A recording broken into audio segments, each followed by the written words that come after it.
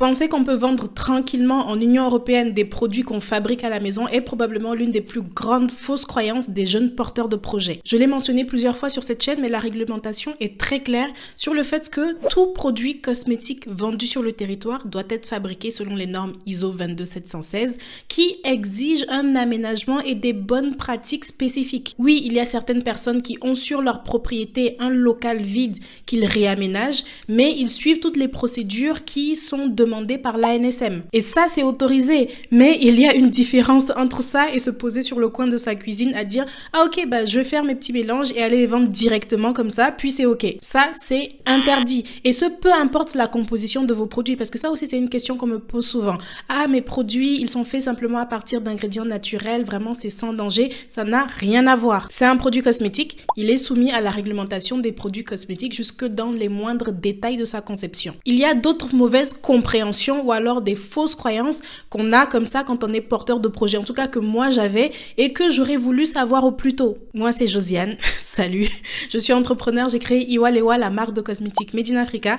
Ici je partage mon parcours afin de bâtir une communauté où nous pourrons évoluer tous ensemble en productivité, self-esteem et business.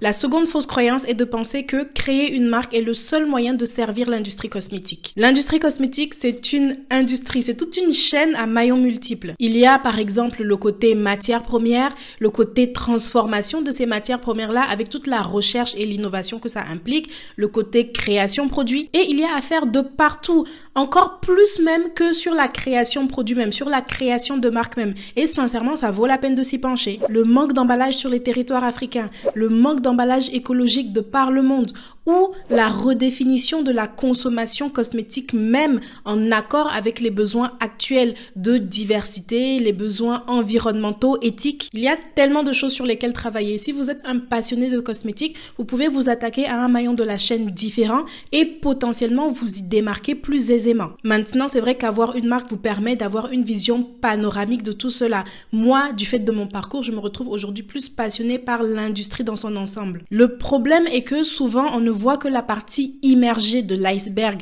qui est la consommation de produits sur le marché, car c'est ce à quoi on est confronté tous les jours en tant que consommateur nous-mêmes. Mais la vérité, c'est que parfois, ce sont des problématiques à un maillon supérieur de la chaîne qui se répercutent sur le marché. C'est comme si le marché était une conséquence des dysfonctionnements de l'industrie.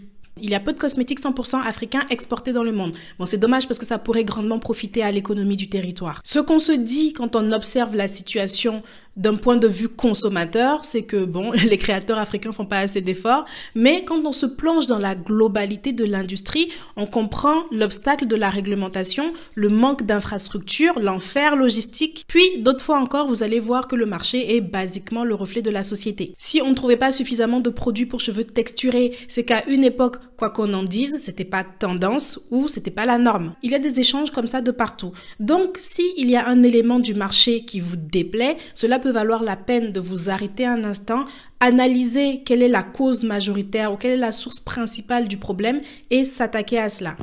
3. On ne peut pas avoir d'impact dans le monde en vendant des produits cosmétiques. Quand les gens entendent que vous voulez créer votre marque de cosmétiques, ils vous mettent souvent face à une dualité ridicule du « les gens sont médecins, toi tu vends des produits de beauté ». Déjà, à l'approche de 2023, est-ce qu'on peut accepter que plusieurs industries dans le monde peuvent avoir leur place? Sinon, elles n'existeraient pas. Puis il n'est pas question ici de s'inquiéter de ce que les gens pensent, de ce qu'ils disent ou croient savoir. Le problème, c'est quand vous-même vous commencez à croire ces choses-là et à douter. Moi, quand je me suis lancée, j'avais cette passion pour le monde de la cosmétique, la beauté de façon générale, mais je voulais également vivre une vie qui allait réellement, activement participer à faire bouger quelque chose.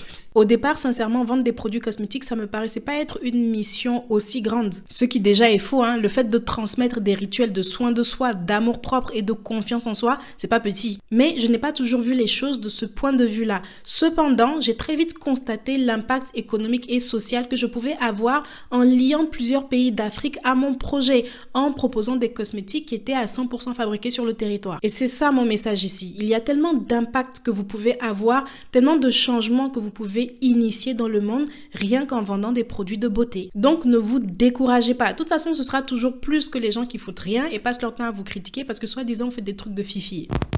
Quatrième croyance, il n'y a pas d'argent à tirer de l'industrie cosmétique. Il n'y a pas d'argent à tirer de cette industrie ou alors il n'y a plus rien à faire ou on n'a pas sa place à cause des géants qui occupent le marché. C'est faux. Déjà, regardez toutes les problématiques qu'on a citées depuis le début de la vidéo. Il y a à faire de partout et il y a de la demande de partout. Il y a encore tellement de choses à faire en cosmétique et même quand il s'agit de vendre ses produits. Nous sommes dans un domaine où les gens sont toujours à l'affût de nouvelles nouveautés, où ils peuvent consommer plusieurs marques en même temps et sont en constante demande puisque les produits sont nécessaires. C'est pas demain la veille qu'on va arrêter de se laver.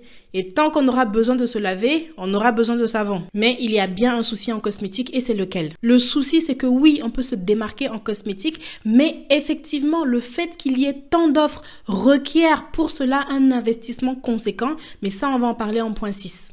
La cinquième fausse croyance, et pas des moindres, on est rentable tout de suite. Il est de notoriété publique que les produits cosmétiques sont des produits à forte marge, et c'est le cas, mais il y a un petit détail qu'on oublie de mentionner.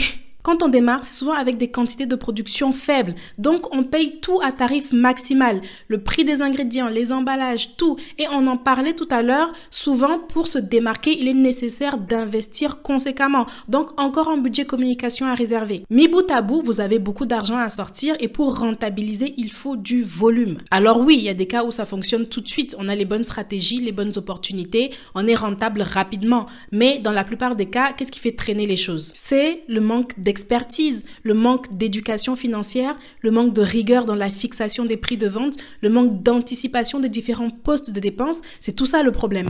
En 6, c'est une fausse croyance de penser que le budget de départ d'un projet cosmétique est forcément faible. J'entends plein de gens dire que créer sa marque de cosmétique ne requiert pas beaucoup d'investissement, on peut se lancer à faible coût. Bon, déjà, accordons-nous sur une chose, ou plutôt deux. La première, c'est que considérer qu'un budget est élevé ou non, c'est très relatif. Une chose peut être chère pour moi et pas pour mon voisin, chacun sa poche. Donc, c'est pas parce que quelqu'un dit que créer sa marque, c'est pas cher que c'est forcément une vérité pour vous. La seconde, c'est que chaque projet est différent et requiert donc un apport financier différent. Donc, ok, selon le type de projet, l'apport financier nécessaire peut être plus faible qu'un autre. Mais il y a une vérité à laquelle il faut être préparé, c'est que si votre projet, c'est de créer un produit cosmétique en partant de zéro, c'est-à-dire vraiment la formulation, les tests réglementaires, etc., votre investissement va se compter vraiment en plusieurs milliers d'euros. Je pense que c'est important de garder cela en tête parce que vraiment, si vous ne prévoyez pas de budget suffisant, vous allez grave galérer et vous n'allez pas pouvoir déployer tout le potentiel de votre projet tel que vous l'aviez imaginé. J'ai déjà détaillé sur cette chaîne les coûts de création d'une marque de cosmétiques auxquels on peut être confronté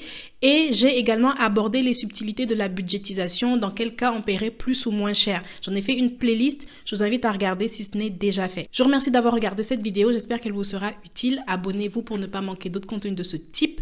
Je poste tous les mercredis et les dimanches, alors à dans quelques jours. Ciao.